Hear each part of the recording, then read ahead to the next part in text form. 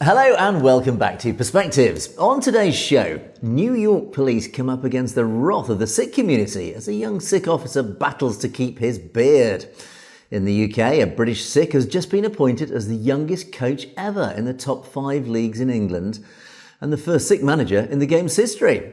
More on that in a moment. And as before, we have our rundown of the key stories affecting the global Sikh community around the world. All this and more on today's show, but joining me as always is our very own correspondent in Canada, James Cousineau. Good morning, James.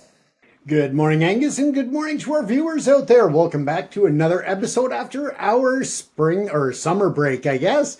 And we are excited to have you back. We're excited to see all of those comments coming in. And don't forget to leave your comments because they might make the show. So stick around to the end to make sure that you follow along to see what people are talking about. Back to you, Angus. Indeed, and James and I together will be bringing you our perspectives on the daily news affecting the Sikh community across the world. And indeed, at the end of the show, as always, we'll take a look at loads of great comments which have been filling up below the video, so thank you for those.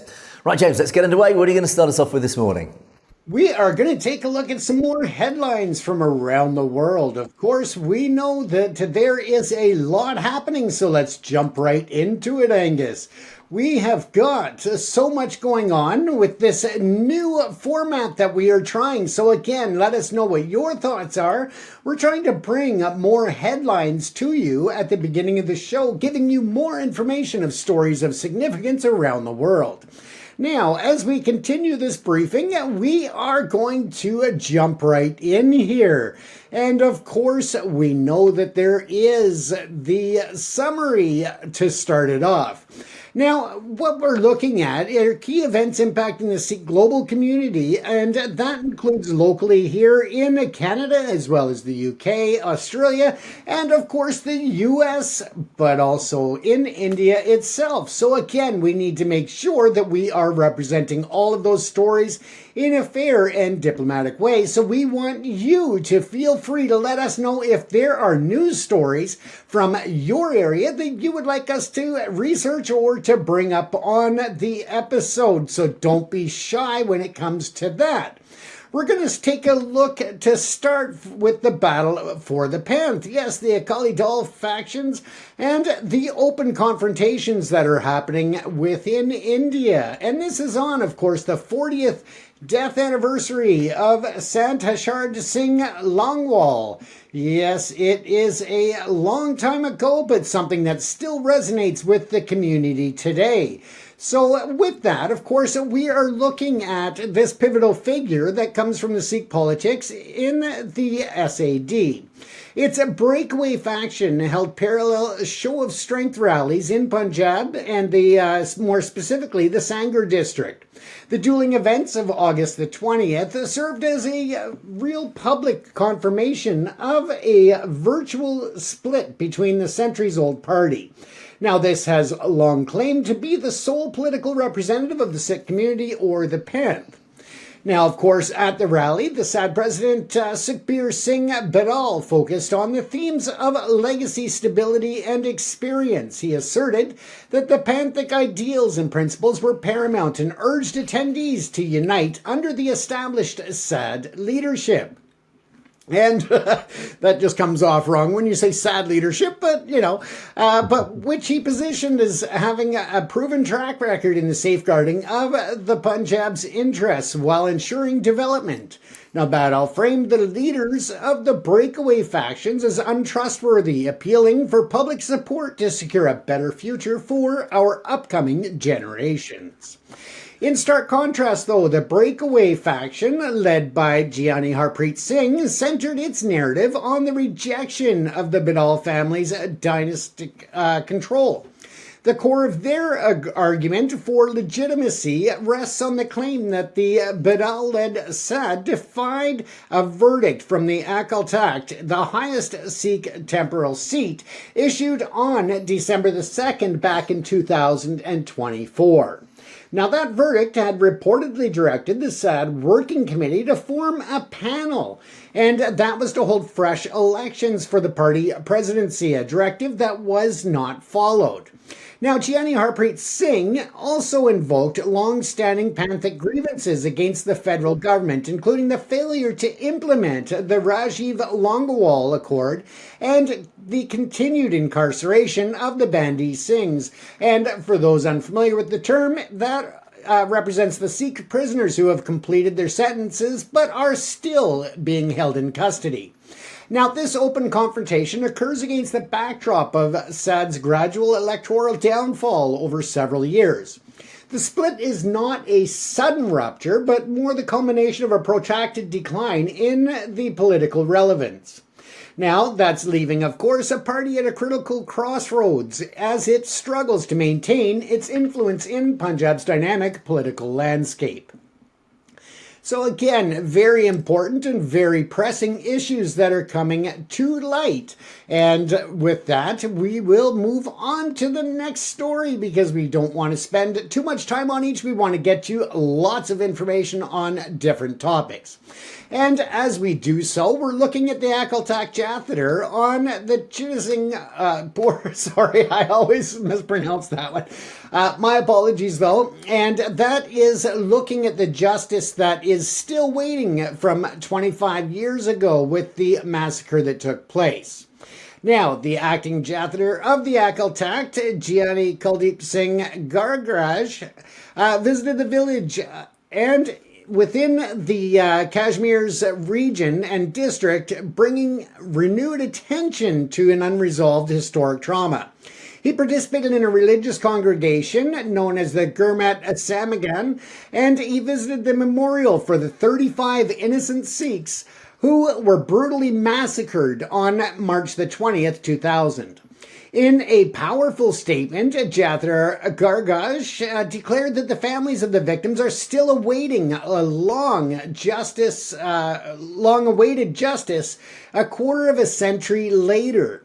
Now, as the truth behind the massacre has not been brought to light, he placed the onus squarely on the state, emphasizing that the responsibility of the government to reveal the reality of the incident and lamented that the perpetrators have never been identified and punished. He noted that bullet marks still visible on a wall serve as a permanent testament to how the Sikh minority has been repeatedly targeted.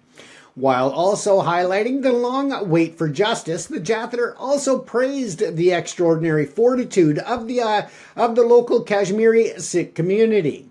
He observed that despite enduring immense atrocities, they did not abandon their homeland. He accused successive governments of suppressing their rights. He concluded by framing the tragedy as a lesson for the entire Sikh panth, asserting that if it stood united, no challenge was insurmountable.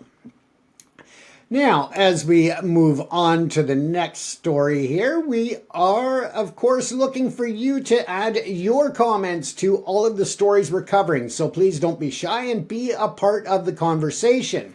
As we move on, we're going to look at the key initiatives and challenges of the SGPC as it moves to the future here.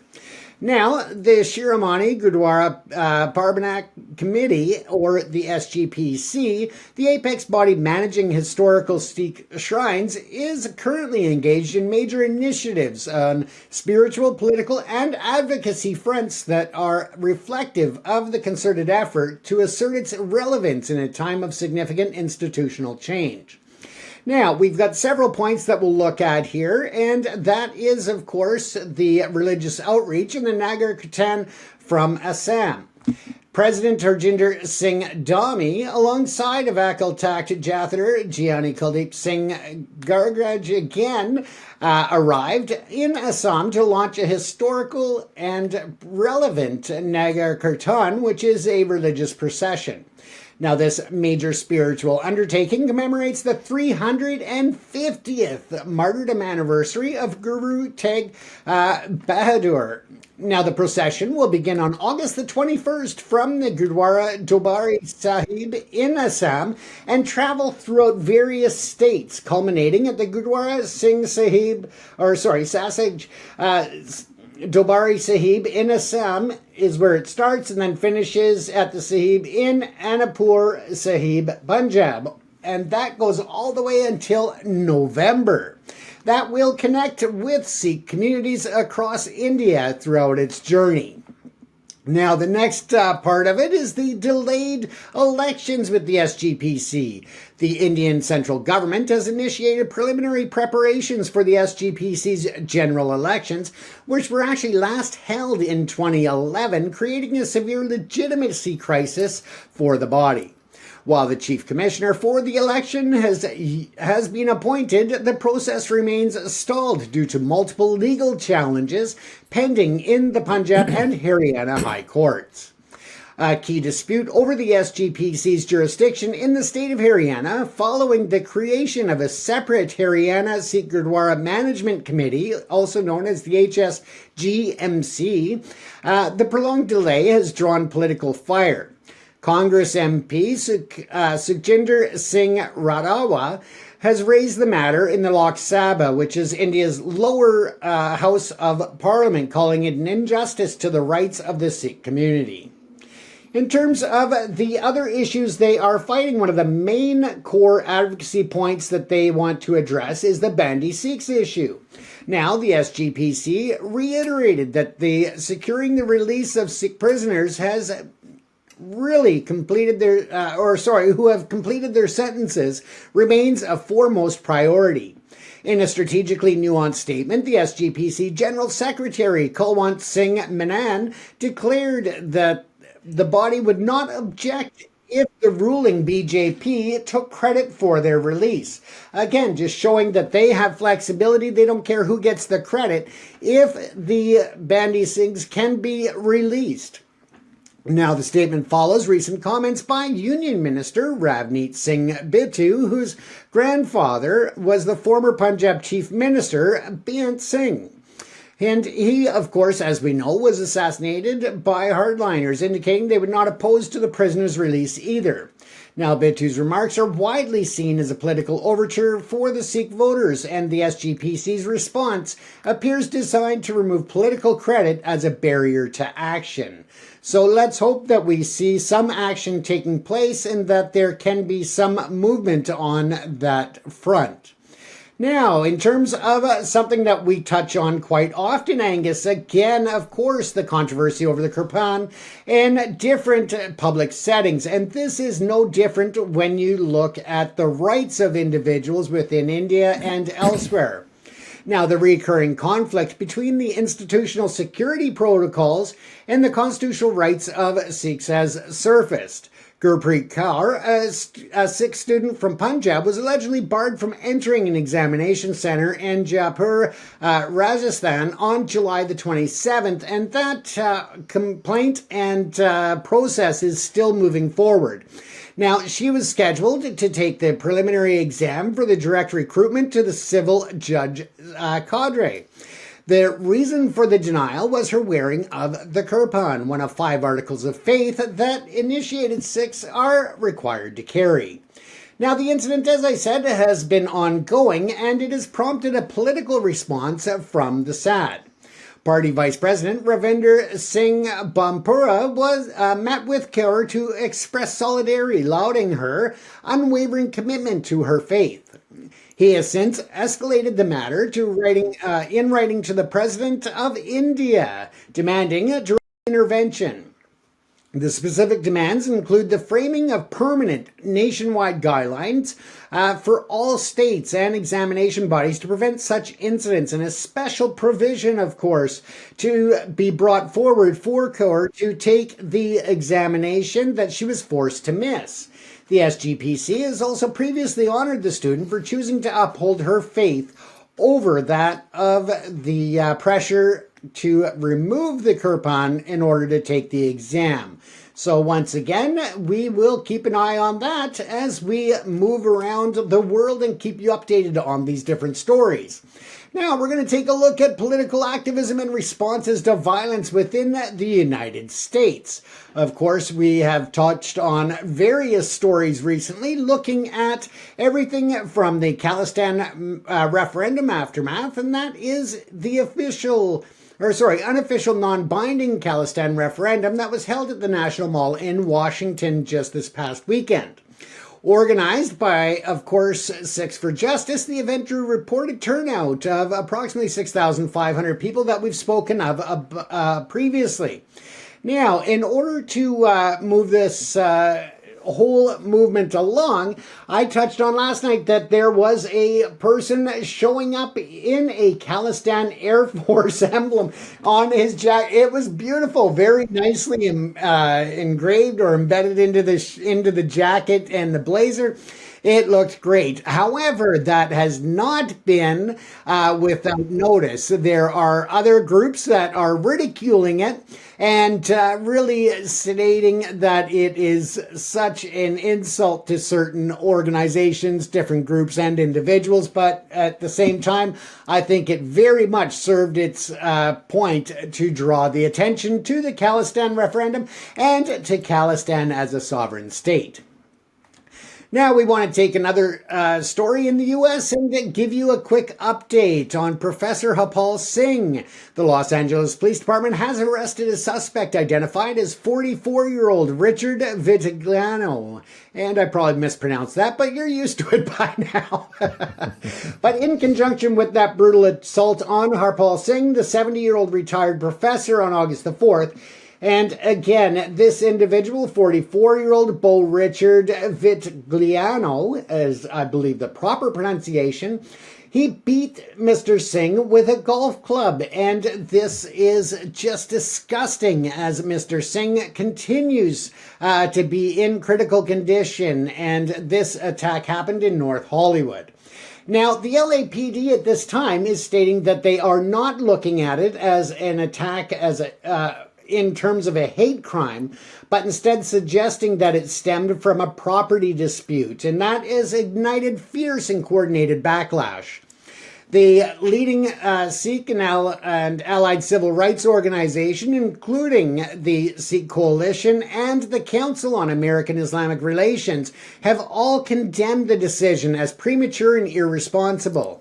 One of their biggest arguments is the bias that the motive cannot be fully understood or to be compartmentalized without speaking to the victim himself to get the full narrative of what happened. So again, people are urging for community members that may have witnessed it or know anything about this incident to reach out to the LAPD or the district attorney's office, as they are, of course, under pressure from the community as well as other diasporas to demand a full and transparent hate crime investigation to accompany that incident. Now, as we move forward, of course, the community is in the spotlight in Florida as well. Sikhs of America are speaking out on a truck that crashed into several vehicles as it was pulling a U-turn and unfortunately caused the loss of life of several. Now, in a proactive public relations move, the U.S.-based organization Sikhs of America issued a formal statement denouncing the actions of the undocumented Sikh truck driver whose illegal U-turn caused that fatal crash. Now, the statement does express a deep condolence to the victims' families, explicitly stating the organization's opposition to illegal immigration and urge the public not to generalize or judge the entire Sikh community based on the actions of a single individual. Now, these three distinct events showcase a Sikh American community that no longer is taking a passive approach. Instead, the immigrant group is really looking out for each other. But again, the Sikh diaspora and others are taking an active and sophisticated participant role in the American civil society, outside of the diaspora and within. The responses are not monolithic, but they're tailored to each situation. And in the face of negative news stories involving one individual, the Sikhs of America organization employed classic crisis communications tactics to control the narrative and perform good citizenship by condemning the act and aligning with law enforcement.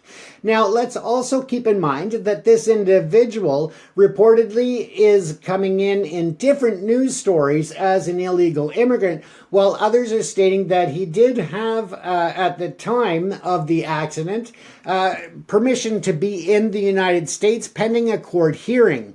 Therefore, he was also legally authorized to work and to operate that truck, as he would have had to have met the prerequisites. So again, it is a shame when you look at a tragic accident to this regard and try to manipulate the facts or change the narrative to give a certain impression of migration and of immigrants altogether. So again, hoping that people start to do their own research and understand the truth behind stories such as this, and not to paint an entire community with one brush based on the obviously the accidental actions of an individual. But once again, our thoughts here at Satledge TV, of course, go out to all of the families and those impacted by the accident. And, there's nothing that we can say to make the families feel better, but just know that you're not alone in mourning the loss of these individuals. As we move forward, we're going to take a quick, brief look at the diplomatic tensions and transnational issues when it comes to here in Canada. The World Sikh Organization is continuing to condemn the G7 invitation of Indian Prime Minister Narendra Modi. Now, of course, we know that he was invited, and that was a decision that was made by Mark Carney and the Canadian government. The reason that they provided was that he has been at the various previous G7 summits and meetings, and it is a way to try and smooth over some of the political diverse issues that are impacting both India and Canada. Now, of course, that is being seen as an insult to the Sikh community and a grave threat to the integrity of Canada's institutions. The strong rebuke is set against the backdrop of ongoing Canadian investigations into, again, the 2023 assassination of Sikh leader Hardeep Singh Nijjar on Canadian soil, which is accompanied by the credible allegations that have linked agents of the Indian government to the murder. Now, moving along to Surrey, the Embassy of Khalistan. Unfortunately, I did not get out there to get some video or images today, but I will make that point. I have it in my calendar for tomorrow, and hopefully I'll be able to get some statements and interview some of the locals to see what they think of it. So we'll look at that again on Monday's episode, so make sure you stay tuned for that. But of course, that's further inflaming tensions because the pro-Khalistan activists have established that symbolic embassy of the Republic of Khalistan at the Guru Nanak Sikh Gurdwara in Surrey. Now, this is, of course, the same Gurdwara that Nijjar was assassinated at. The site is featuring banners that glorify the slain leader and promote the Sikhs for justice. It's a direct and provocative challenge to India's sovereignty in terms of being staged on Canadian soil. So we find it amusing on how India is getting so incensed about it. And I think that was really the whole point of the exercise, is to draw the international attention, but also to make a very clear statement back to India that the diaspora here in Canada, as well as other countries, is not going to stand by and allow them to continue their abuse of human rights. And that is not only drawn upon against the Sikh community, but of course Muslims, Dalits, Christians, and so many others within the borders of India. So it just shows a real statement, and I really, really like it. So again, I have made it into my calendar to make sure I get out there to get some coverage, and of course to speak to locals and see what their thoughts are on this issue, and of course the statement that it makes. Now, we're also going to take a look at here in Surrey. Again, we are seeing more attacks on the Sikh community, and that is in the form of various events that have taken place. Now, in terms of the current events with the extortion and violent acts that continue, it's not just against the Sikh community, but the South Asian community as a whole. Now, this is really coming to light once again, and in this, we're going to take a look at a few of the points. Now, the shootings at businesses, we already have talked about, and it continues, though, even to yesterday. Now, several businesses have been targeted by gunfire yet again. On August the 19th, the 1313 car wash was shot at in Surrey, and its owner, Lovepreet Singh, stated he had received a WhatsApp call demanding $50,000. Earlier, of course, we've talked about Cap's Cafe being owned by celebrity from India, Kapil Sharma. That was shot at a second time. And as luck would have it, nobody has been injured in those shootings, but it has brought forward the additional costs and manpower to bring on extra security at that location. Now, we also move on to see that there have been other properties that have been shot at, both residential and business, in a way to try and extort the community, whether it's at the hand of the Bishnoi gang or other gangs that are in the community that is under major investigation. And a new task force is being brought together within the Metro Vancouver region to deal specifically with this extortion issue. So they are making progress, and the new Surrey Police Service is an active leader in this task force. Now, the targeted attack also recently with bear spray. That was the CEO of the Progressive Intercultural Community Services, or as we know locally as PICS Society. The CEO, Satbir Chima, was driving when he was at a red light outside of his office.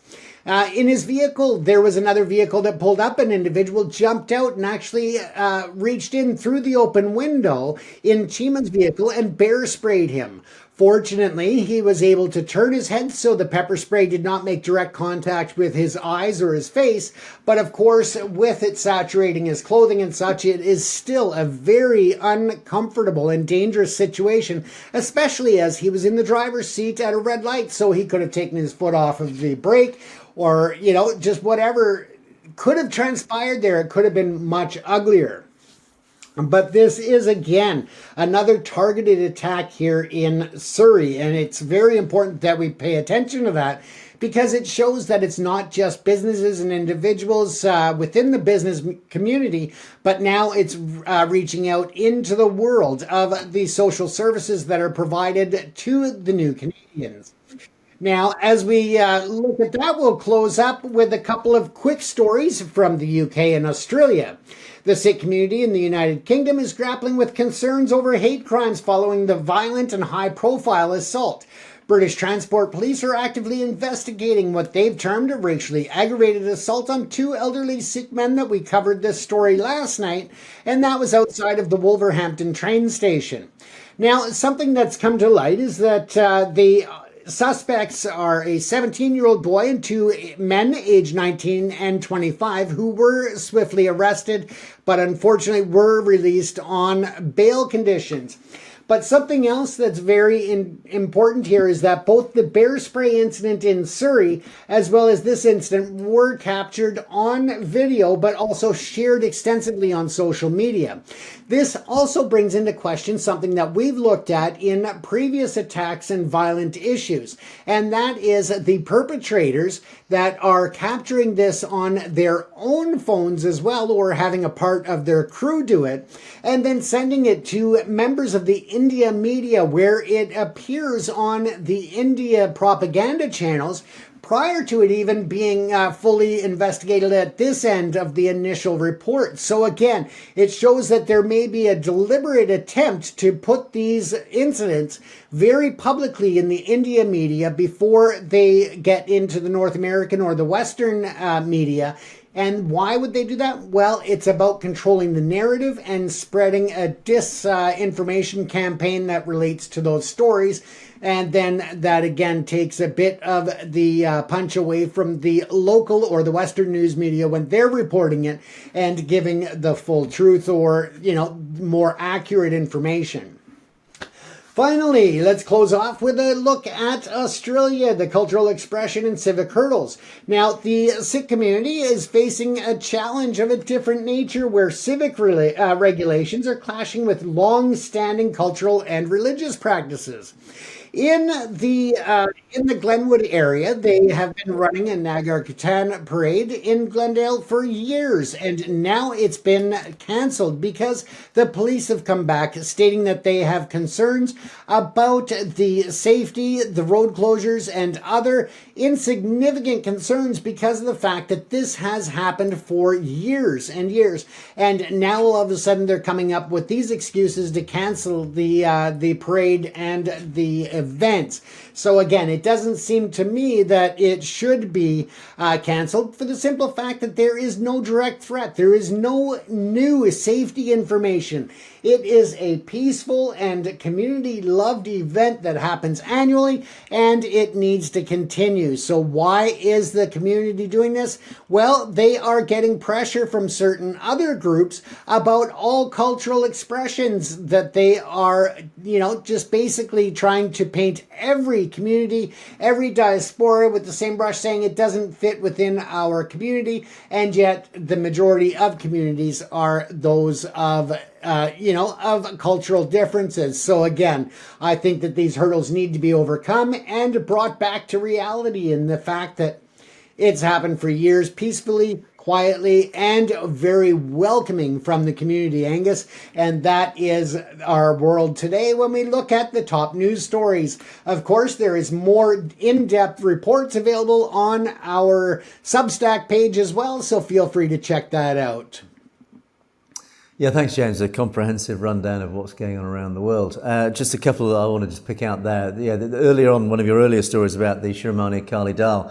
We talk a lot about the politics of the Punjab and how over the last decade or two, or maybe even longer than that, how the RSS and the Hindutva forces have basically taken control of the politics of the Punjab.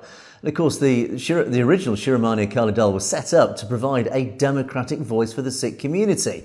And the Sikh community had their own way of running things, but of course they realised the only way they're ever going to find any sort of voice or get their policies even taken seriously in the new India post-1947 was to play the democratic game in the way that the British had set up and the way that the Brahmins then continued post-constitution. So, of course, they set up the Shiromani Akali Dal, and what did the RSS do since then? They've done everything in their power to take control of the Shiromani Akali Dal, and in turn take control of the SGPC, that body that administers all the Gurdwaras around India.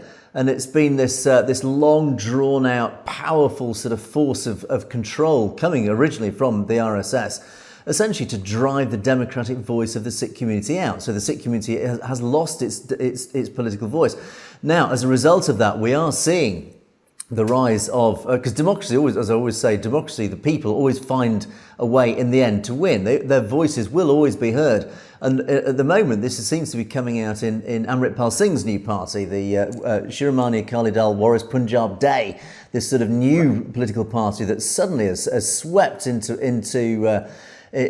popularity. It's gaining a huge amount of support around the Punjab, of course. And of course, this is now providing this new political voice for the Sikh community. So full power to them. Interesting to see that the SGPC is, after, 12, 13 or 14 years, finally coming around to elections. But are those elections going to be fair? Actually, probably not, because, as we reported in the past, the SGPC membership who vote in these elections, a lot of the young Sikhs have turned away from it. They've lost faith and interest in the SGPC because they say, well, it doesn't represent us. Why should we be members? So, of course, the membership likewise has been infiltrated by pro-RSS forces. So, again, even these elections actually are not representative of the Sikh community. So, again, you can see how the Sikh community has just lost any of its sort of traditional political voice through the RSS's effects on the SGPC, on the Shiromani Akali Dal. But as I say, people's voices will always be heard in the end. Democracy always wins in the end. And the more you suppress it, the more violent, effectively, the final backlash becomes. So let that be words of warning to the Indian government. Now, another quick story that you picked up was this young lady who was banned from sitting her exam for wearing the kirpan. Well, first of all, my initial thought on this, I didn't realise that female Sikhs wore the kirpan. Of course they do. I mean, of course, women under the Sikh faith are seen as equals on every form. And maybe it's my sort of institutional sexism that rising to the surface here. I just naturally assumed, I thought it was only men. I thought it was only male Sikhs who wore kirpans. Of course it isn't. Females have every right as part of the Khalsa. If you are an Amritdhari Sikh, you can wear the kirpan. So of course females, the princesses of the community can and do wear kirpan. So that has become a very educational comment. In fact, I'm very curious to know my audience, particularly if you're a lady in our audience. Let us know your thoughts on wearing the kirpan, because of course it is seen as originally it is the sword. So did the cause in the Sikh community going back a century or more, did they wear the sword? Did they use a sword? Of course, I guess they were trained as warriors as part of this equality. If they were part of the Khalsa, they are effectively, by default, part of this warrior class. Interesting. Anyway, but the point of that story, though, of course, was that this lady in Rajasthan being refused access because she's wearing her kirpan. Again, I'm going to talk about a similar Articles of Faith story in a moment. But it's interesting, yet again, that the Indian state is doing everything it can, even at just low levels, to prevent Sikhs, Amritdhari Sikhs, carrying out their lives, their normal lives. Now, Sikhs have existed in Rajasthan for hundreds of years. This cannot be the first time that an Amritdhari Sikh in Rajasthan has walked into a building or whatever, into something wearing a kirpan.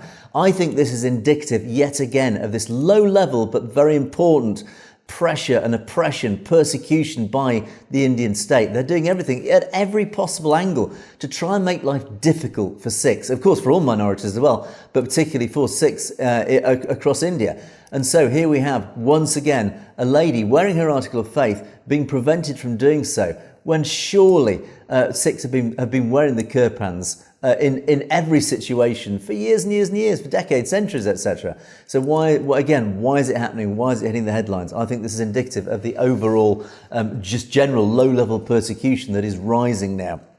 And then finally, of course, the Khalistan embassy, glorious to see, and the guy wearing his uniform.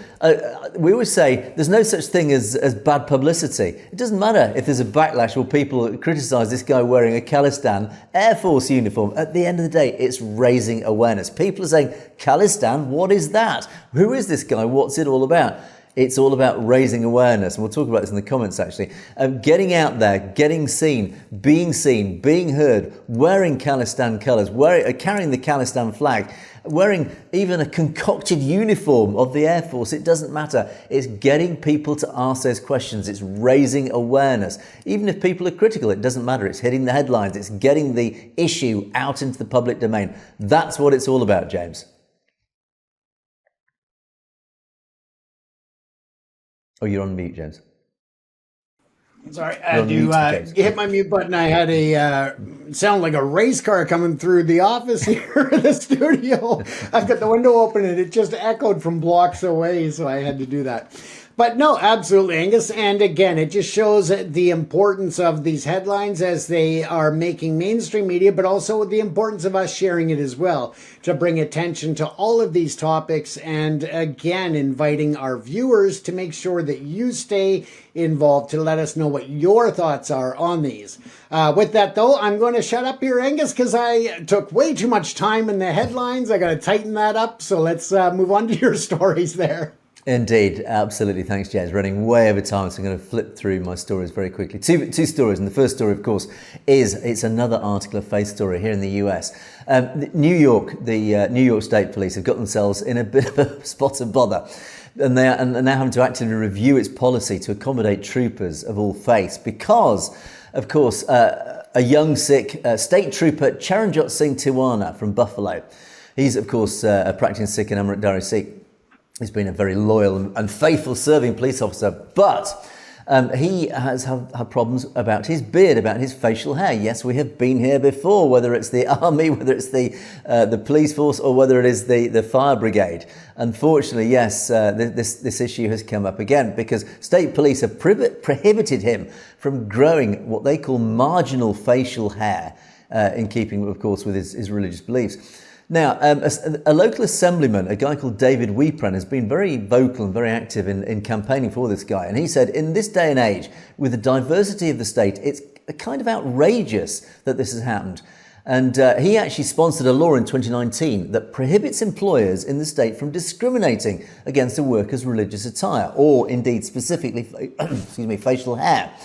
Now, this New York trooper, he was put on desk duty while he grew a half-inch beard for his wedding, 4 weeks before his wedding. He obviously, of course, wanted to have a beard for his wedding. It was important. So he was then put on desk duty for 4 weeks whilst he was allowed to grow a beard, which in itself is pretty insulting. And now Weeprin, this assemblyman, said, look, the law is clear and state police are openly violating it. He said, the state is violating his rights. He could bring his own lawsuit and I'm quite sure he'd win it. But he wasn't to do that. He doesn't want to do that. He just wants to be a state trooper and just do his job. Now, the state police, of course, are aware of the issue. The Sikh coalition, as they have always been in the US, very active in campaigning for Sikhs' rights. And they've, of course, written to the state police. They're campaigning on his behalf and they're looking to review and change the rules. Now, of course, the state has a slight problem here because, of course, they are tied by the Federal Occupational Safety and Health Administration policy that mandates law enforcement officers to be clean-shaven so that they can wear their gas masks, their safety masks. Of course, they are bound by existing legislation. However, the Sikh coalition and others are pointing out, look, there is also laws that prohibit workplace discrimination against religious attire or facial hair. So sadly for the state police, I don't think they're doing this deliberately. They're just caught between what we say a rock and a hard place. They've got on one side, they've got one piece of legislation saying that you must be clean shaven, and another piece of legislation saying you cannot discriminate against facial hair. So, of course, common sense needs to prevail. Weeprin, the assemblyman, sent a letter to the office and said, look, there are law enforcement and military in Israel, for example, that have Hasidic Jews with beards who have used gas masks and it's never been a problem. So, as he said, the gas mask, they're just using it as an excuse because it doesn't fit their image of a state trooper. And even the president of the New York State Police Police Benevolent Association waded in and said, look, this guy is a dedicated public servant. He just wants to be a state trooper and provide the state citizens protection. He is willing to make other accommodations. He's willing to carry a quick shave kit to shave every year if it's for qualifications. He's agreed that if there was some type of riot or event, he would instantly shave. That is not the problem. He's being very almost over-the-top compliant in his attempt to allow him to practice his faith. So again, this guy is bending over backwards to try and accommodate the issue. He's even offered to shave instantly if he suddenly needs to wear a gas mask. Why should he have to do that? Of course he shouldn't have to do that. Here we are again, James. I think we've had this story before in many different forms. We have, Angus, and let's not forget that if you take a look at any news media now, whether it's ICE officers, the FBI, or others, there have been exceptions made, not only for Sikhs, but just in general, men wearing beards, having mustaches, having facial hair. And you can look at that. Now, the NYPD, for example, had also allowed no big issue as long as it was well kept for officers to have facial hair. And now they are reverting back to the old policy of none. And that is catching people in the crosshairs. And yeah, I mean, just on religious beliefs and policies alone, it should be, just a non-issue. But again, we're seeing it brought up. Indeed, indeed. So I have no doubt common sense will prevail in this story. I'm sure that they will find a solution to this. Of course they will. Okay, my second story. This is a great story. I love this. Football is an important part of British society, and it is ingrained in the sporting psyche of most British. And of course, Sikhs are no exception to this. Sport is such an important part of the Sikh faith. And I'm delighted to report that a huge congratulations must be passed to the football club, Morecambe Football Club, up in the northwest of England. This club ran into all sorts of financial problems recently. It has been bought recently by Punjab Warriors. And as part of their takeover and their financial saving of this football club, they've appointed a lad called Ashveer Singh Johal to become its manager. And this is fantastic news. The Punjab Warriors team have said they're going to use the Sikh ethos of Chardi Kala to uplift the club and bring it out of its doldrums. Now, this guy has been appointed the first Sikh manager in British football history. He replaces the former boss, Derek Adams. Now, Ashveer Singh Johal, he's arrived at the club having never managed a first-team side before. He comes from another club, Notts County, where he worked as a B-team head coach. Now, the team itself, it's called the Shrimps. Their nickname for Morecambe FC is the Shrimps. The Shrimps' boss is also the youngest manager in the top 5 tiers of English football, landing the job at just 30 years of age. And he's previously worked as a full-time coach under former Wigan boss Kolo Touré and spent 10 years at Leicester training the Foxes youth ranks. I just want to quickly play you. This is Ashveer himself. This is from an old video. From a few years ago. This gives an insight into his mindset. I'm a Sikh, so my principles, the way I live my life, I follow a certain set of principles from the Sikh religion, and that will not change whether I work in football or not, whether I'm in training sessions, in the dugout on a match day. That's who I am, that's how I am, and I think if that visibility provides inspiration to somebody watching, then that's can only be a positive thing. So you can see how important the Sikh faith is to his whole mindset, his old ethos, and of course bringing Chardi Kala to the Shrimps up in Morecambe. I mean, it's a fantastic story, this. And now, of course, Morecambe itself were relegated from League Two last term after a pretty awful campaign that they had. And even the first 3 matches were postponed because they just couldn't meet financial obligations. But of course, in comes the Punjab Warriors. This is such a big movement, and so it's great PR for the Sikh community that the Punjab Warriors, of course, financially sound. They came in and saved this football club, and of course, they've been welcomed by the local supporters. And the National League officials said they've given the green light to this takeover. The club the suspension has been lifted. Once the deal has gone through, and the club itself did release a formal statement warmly welcoming the Punjab Warriors and the Sikh community as the new custodians of our football club, the first in professional English football, and we thank them for their perseverance in securing the deal. Chardi Kala, a Punjabi term meaning a state of optimism, even in the face of adversity, has certainly been shown in abundance over recent weeks. And then just to give you a flavour of how it's been received locally, some of the comments I had to pick up. A long-term fan, a lad who calls himself East Anglian Shrimp, of course being the nickname for the club. As a Shrimps fan of 59 years, I will forever be grateful to the Punjab Warriors for saving my club. 4 days ago, we were doomed. I thought it was all over. I thought it was all ended. They are therefore fully entitled to appoint who they wish as manager. I wish this highly qualified, extremely articulate, personable young fella all the very best. And of course, amongst the comments, I can't stop laughing actually because I love a good pun. And there were many puns, many Sikh puns that came out of the comments. And my favourite one from Inky Fingers, when they were looking for a manager, was it a case of seek and you shall find? Doesn't quite work if you use the American pronunciation, sick and you shall find. But there you go, seek and you shall find. Well, they sought and they did find a wonderful young lad. And we wish our very best to this young lad and of course to the Shrimps going forward, James.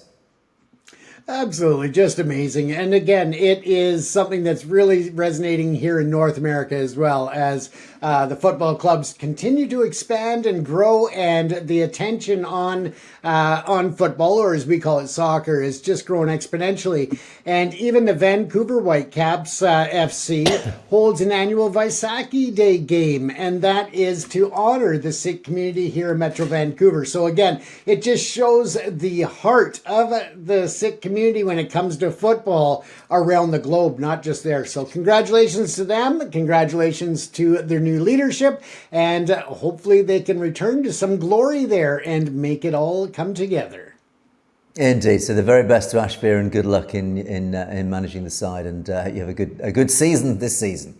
Right, James, let's move on to our comments column. Loads of comments. Thank you to our audience for your wonderful contributions, all very much received, gratefully and appreciated, and we do enjoy reading your comments. Stay safe, one of our regulars, of course, talks about our story yesterday. One of our stories yesterday was talking about how the Khalistan movement is terrifying India, and the growth of the Khalistan movement has really got them running scared.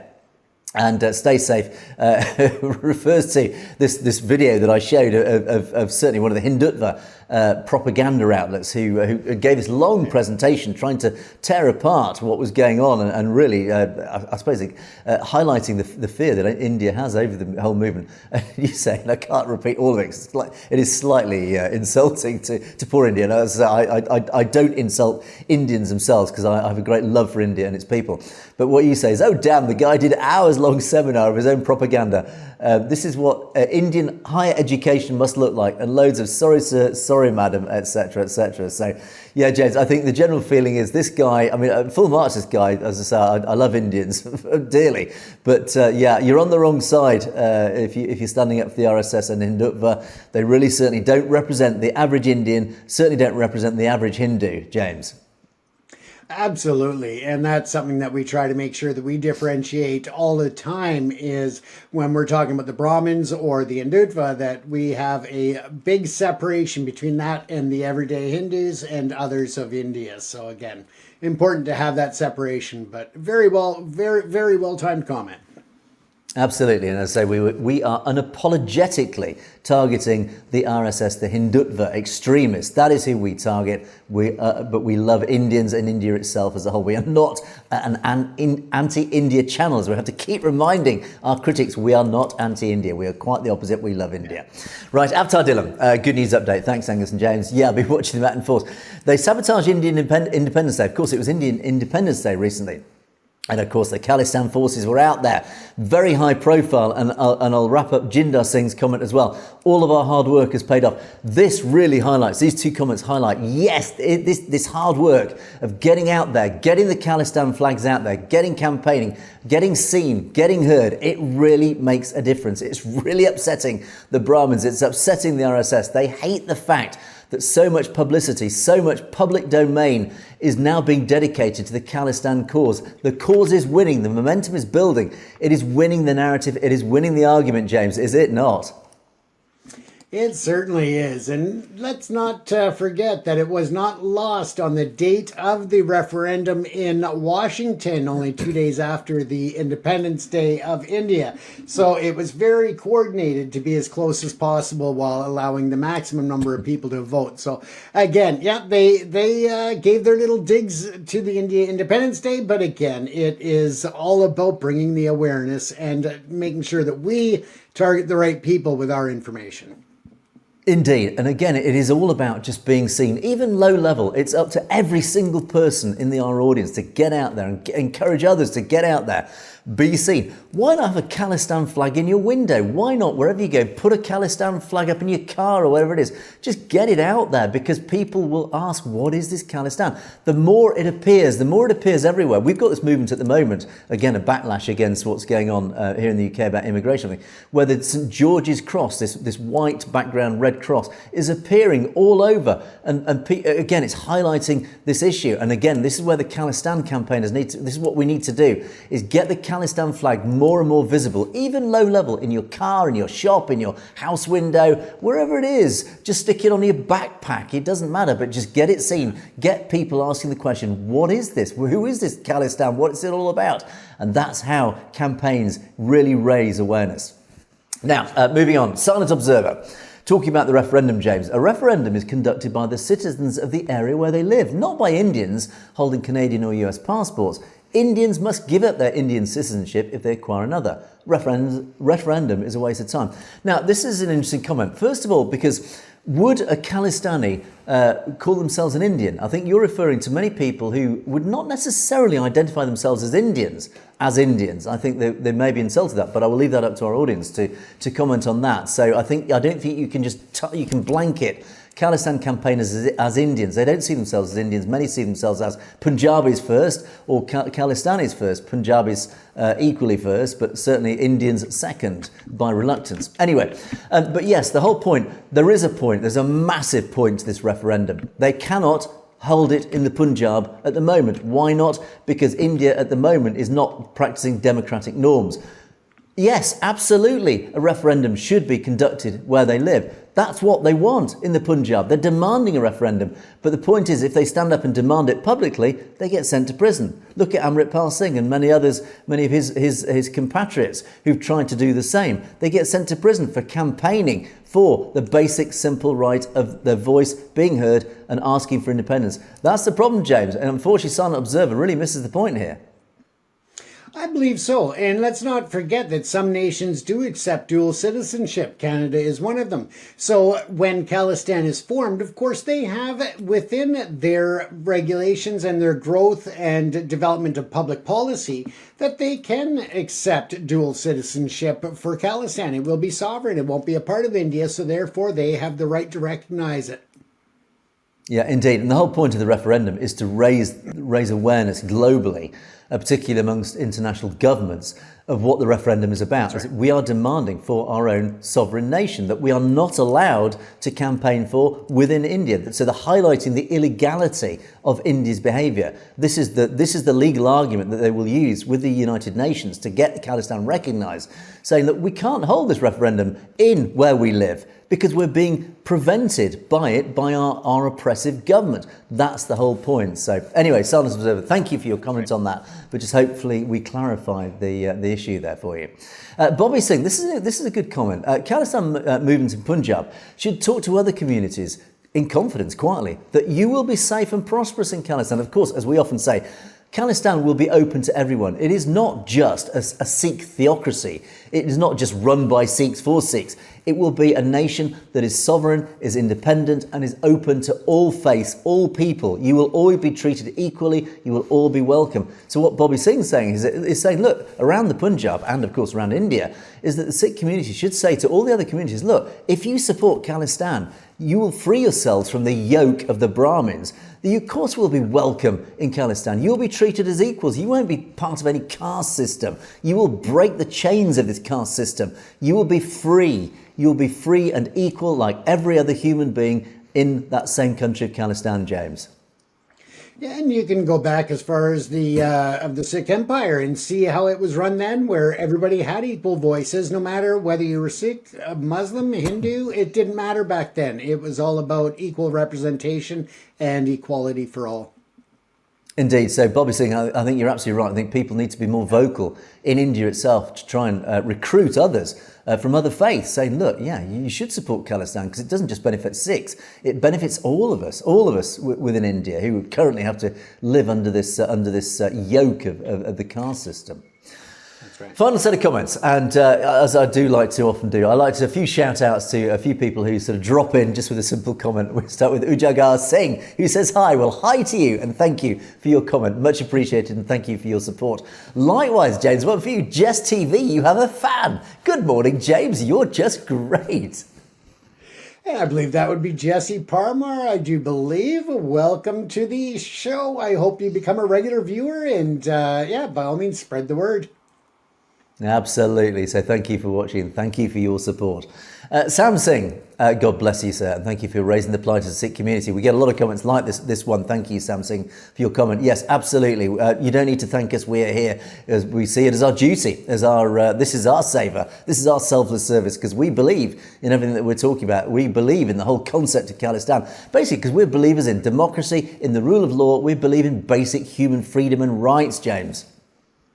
Absolutely, and that extends far beyond the Sikh community. It's all communities. We believe in human rights. We believe in treating everyone equally. So, yeah, it goes far beyond. But this is, something that we really believe in our hearts. So, thanks for recognizing that.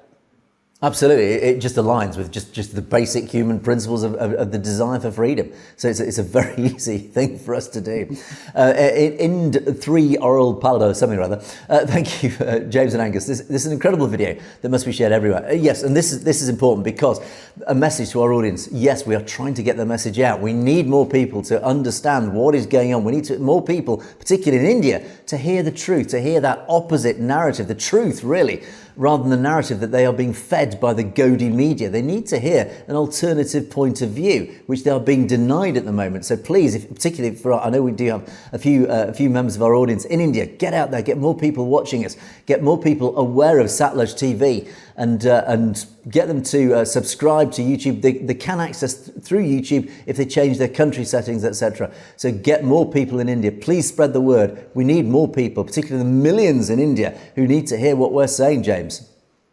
Absolutely. And don't forget that you can invite people that are non-English speaking as well, because the Satellite TV has some great programming that really brings the truth forward, and it's in Punjabi for the majority of the shows. So again, make sure you get the word out there and help us by spreading the word and getting more people to follow the programs and to subscribe to the channel. So we appreciate the efforts of our audience in helping us to reach the new audience members as well. Absolutely, we do. And the final word of the day goes to Balkar Singh, who probably speaks for the most of Punjab, I would say, and probably the large part of the diaspora. We pray for that day when we can take a breath of independence, as indeed we do, James. Absolutely. It's like that beautiful, refreshing breath after the lawn's been cut and the morning dew's there. You just get that real refreshing sense that not just through the smell, but it just revives the body. And I think that's going to be... Khalistan is a sovereign nation. Indeed. And on that positive note, that breath of independence note, we will bring Perspectives to a close for another day. Thanks so much for watching. Please don't forget to keep those comments coming in. Thank you for all your comments so far, but please do let us know if there's things you'd like us to talk about, or if you've got any of your own perspectives or thoughts on things that we do talk about. So let us know those. And also, don't forget, you can message us directly at message@sutledgetv.com if there's anything you want to bring to our attention directly, both James and myself. So we do read all your emails. But that is it for another day and indeed another week. Thanks so much for watching. And it is a goodbye from me. It is a goodbye from James. Stay safe, everyone. You have, of course, been watching Perspectives. We will see you next time.